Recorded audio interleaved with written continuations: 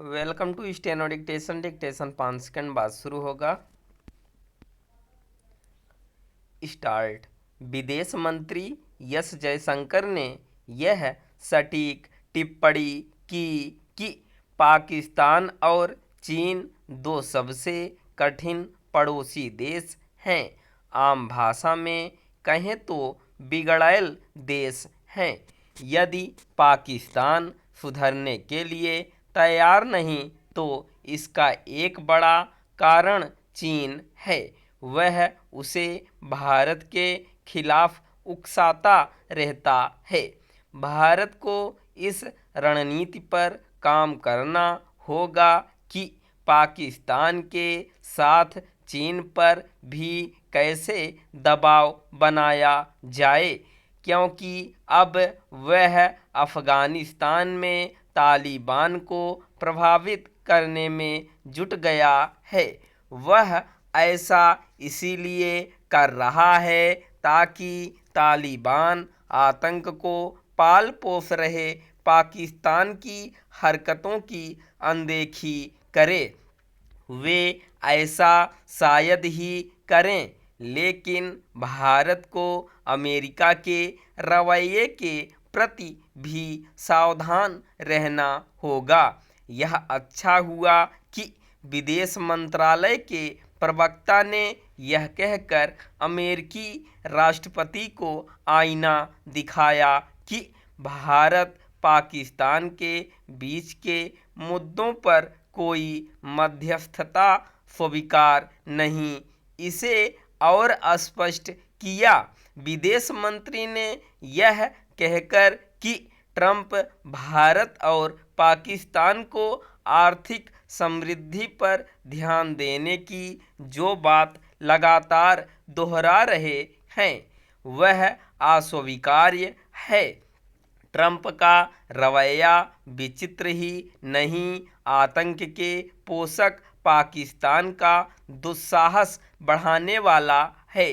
क्या कल को ट्रंप इजरायल को भी आर्थिक समृद्धि पर ध्यान देने की सलाह देकर उसे हमास अथवा हूथियों की अनदेखी करने को कहेंगे?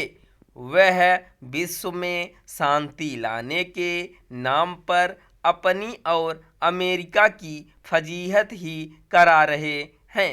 शायद उनके इसी रवैये के कारण प्रधानमंत्री ने यह कहा कि पहलगाम का बदला अभी पूरा नहीं हुआ है।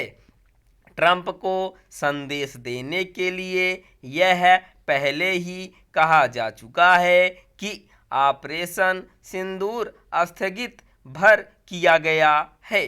पाकिस्तान के साथ विश्व समुदाय और विशेष रूप से अमेरिका को ऐसा संदेश देना समय की मांग है, क्योंकि कई देश प्रमुख आतंकवाद की जानबूझकर अनदेखी करते दिख रहे हैं। यह रवैया विश्व शांति और सुरक्षा को खतरे में डालने वाला है। इसलिए और भी क्योंकि संयुक्त राष्ट्र जैसी संस्थाएं पंगु हो चुकी हैं। वैसे तो ट्रंप कुछ भी उल्टा सीधा बोलते हैं और फिर उससे पलट भी जाते हैं। जैसे भारत पाक के बीच मध्यस्थता की बात से पलट गए, लेकिन क्या वह वही अमेरिकी राष्ट्रपति नहीं जिन्होंने अपने पहले कार्यकाल में पाकिस्तान पर खुद को धोखा देने का आरोप लगाया था? यदि भारत उनके इस दावे को नकार रहा है कि सैन्य टकराव रोकने में उनकी भूमिका थी, तो इसके लिए वही जिम्मेदार हैं। उनका व्यवहार एक जिम्मेदार देश के शासनाध्यक्ष जैसा नहीं। हैरानी नहीं कि वह ऐसा व्यवहार इसलिए कर रहे हों ताकि भारत से मनचाहा व्यापार समझौता कर सकें। जो भी हो, भारत को अब उनसे भी सतर्क रहना होगा। भारत के साथ जापान और ऑस्ट्रेलिया को भी, क्योंकि उनके रवैये से क्वाड की राह भी कठिन दिखने लगी है। स्टॉप।